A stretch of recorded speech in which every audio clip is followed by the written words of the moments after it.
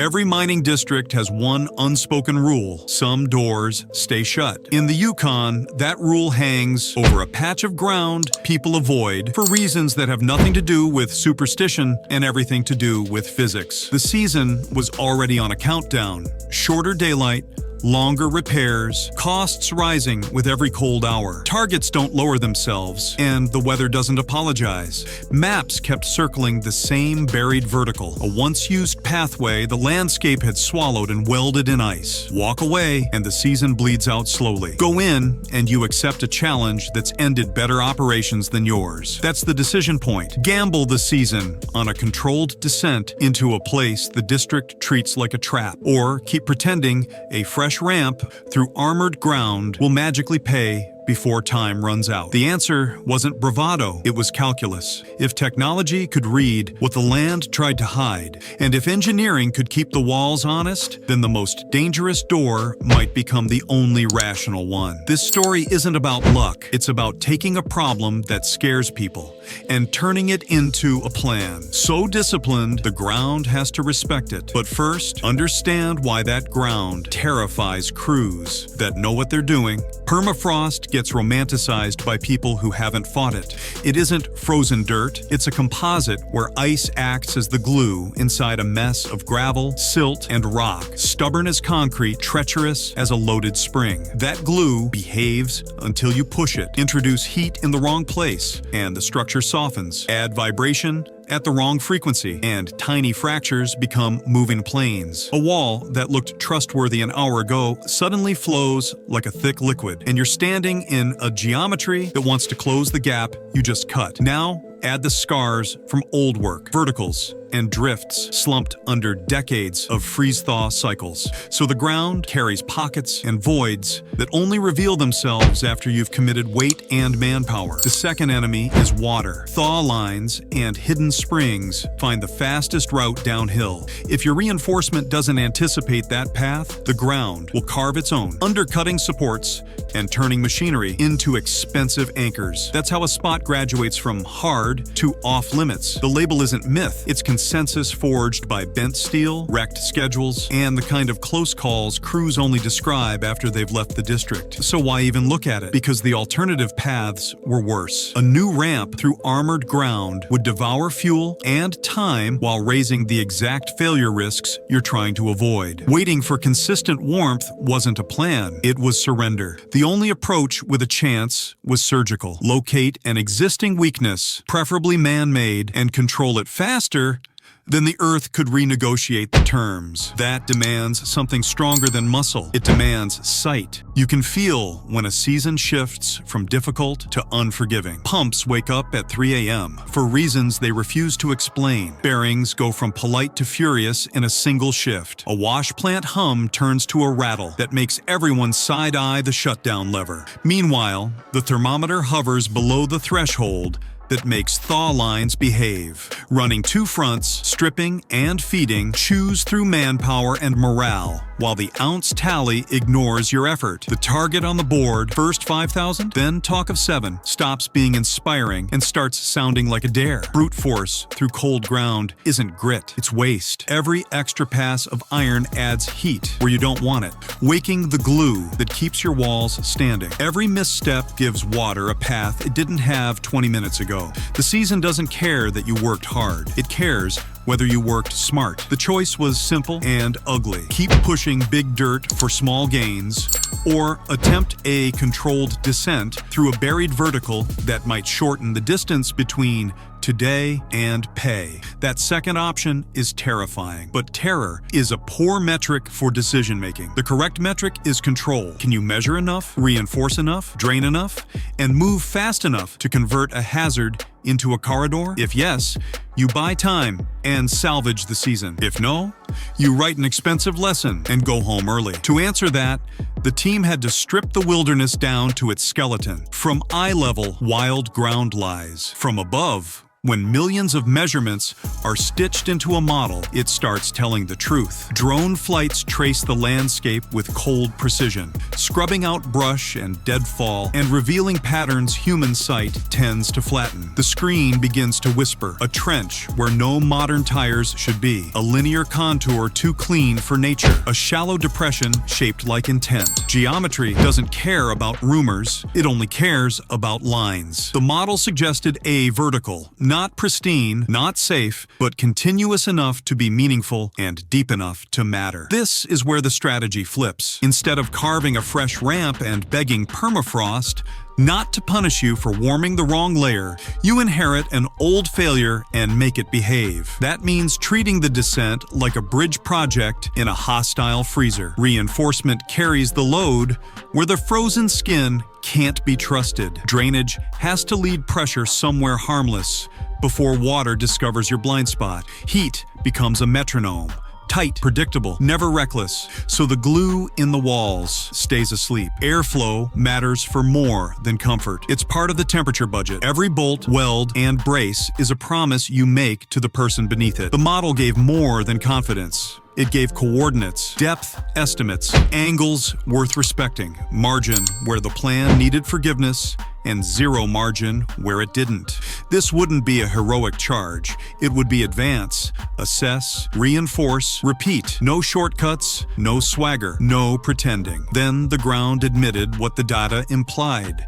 Beneath a crust of roots and frozen fill, architecture reappeared. Plains too deliberate for nature, timbers fossilized by time, edges that lined up with the story on the screen. The shaft didn't reveal itself as a neat doorway, it had to be convinced. Weak spots were collared in steel. Hips and ribs took load where the frozen shell wanted to relax. The soundscape narrowed to things that mattered. The bite of metal into something brittle. The settling ping of a brace, accepting weight.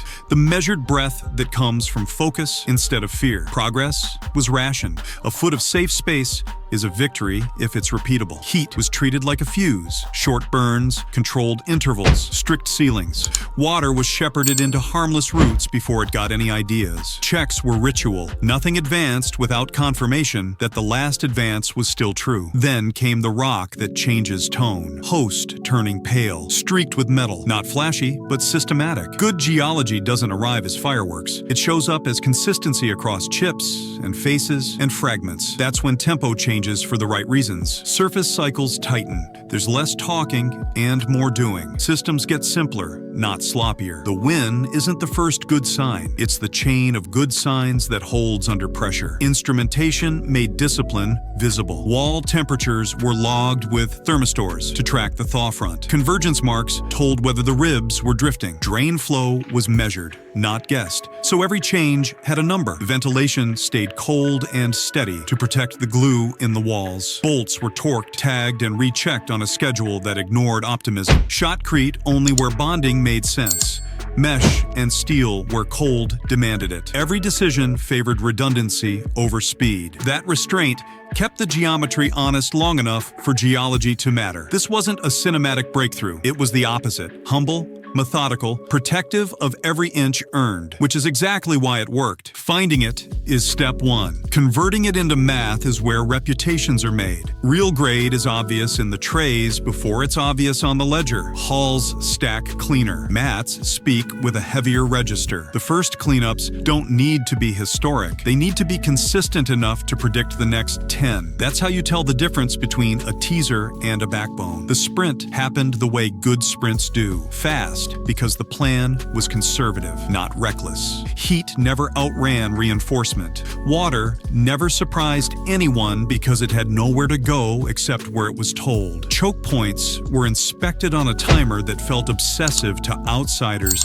and responsible to the people under the ceiling. Word traveled because it always does. A supplier noticed a glow that wasn't there last week. A neighboring foreman just happened. To run a late errand past the access road. Rumor machines don't need fuel, they self-ignite. Let them. The only thing that matters is repeatable math. That's what those short, violent bursts of focused work provided. A curve on the board that finally bent the right way. Ambition stopped being a poster and turned back into arithmetic. You could feel the mood shift from clawing to calculating. Not louder, sharper. The plant sang instead of arguing. The schedule started obeying the crew instead of punishing them. Sampling cadence tightened, variance shrank. Recovery held steady even as belt speed crept up. Night shift mirrored day shift because the checklist made improvisation unnecessary. Spare parts were staged where failures like to happen, and stop-loss triggers were agreed on before tempers could overrule them. People talked less on the radio because the system finally spoke for itself. In a narrow window, the season pivoted from surviving to competing, and competition brings attention, which is both a compliment and a threat. Because once numbers echo across a district, the landscape around you changes, even if the ground doesn't. Success doesn't exist in a vacuum. It rewrites conversations you don't hear. Paperwork gets reread with a magnifying glass. Boundaries get discussed like poetry. Land valuations twitch because markets love a rumor they can price. Inspectors remember your coordinates. Rivals act helpful and listen too carefully. This is where leadership becomes defensive driving. Fewer eyes on the site, tighter data discipline, and investments that look boring and prove brilliant. More mapping, more drainage, more inspection cadence. So momentum doesn't outrun safety. Hedge your bets with fresh ground so a single vein can't hold the season hostage. Keep reinforcement schedules sacred. Protect the temperature budget like it's gold.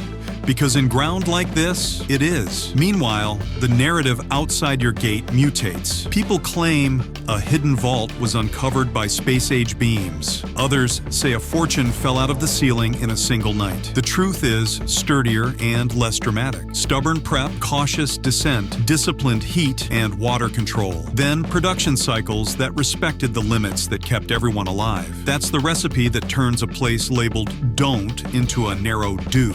Long enough to stack real ounces and shut down the word lucky. Numbers don't care about folklore, and the ground doesn't care about headlines. Both respond to control. Hold control.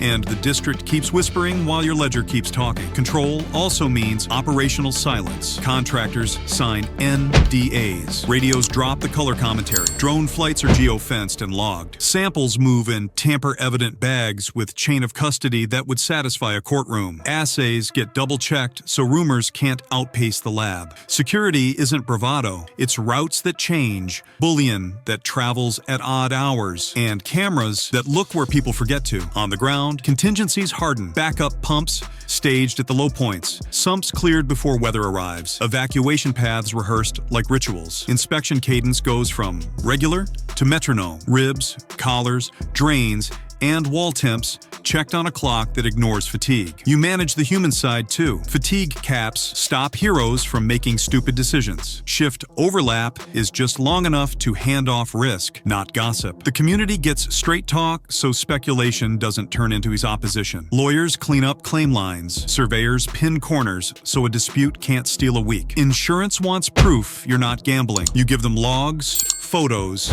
and trends. If the data still says green, you proceed. If it flickers, you stand down, because pausing for a day is cheaper than rebuilding for a month. There's only one question left, and it's the one that separates a good season from a legacy. When a door like this finally opens, the temptation is to sprint through it again. That's the fastest way to wake a wall that's been tolerating you out of respect, not fear. The smarter path is colder. Assume the ground remembers. Treat success like an opportunity to get stricter, not looser. Remap as if you've never been there. Remodel the load paths as if the braces aged 10 years overnight. Recheck the water routes like a storm is coming. If the math still works, step in with the same discipline that created the win. If the math wobbles, walk away before the ground makes the decision for you. That's not timidity. That's how legends are earned without writing tragedies. This is the part outsiders misunderstand. They point at a headline number and call it fortune.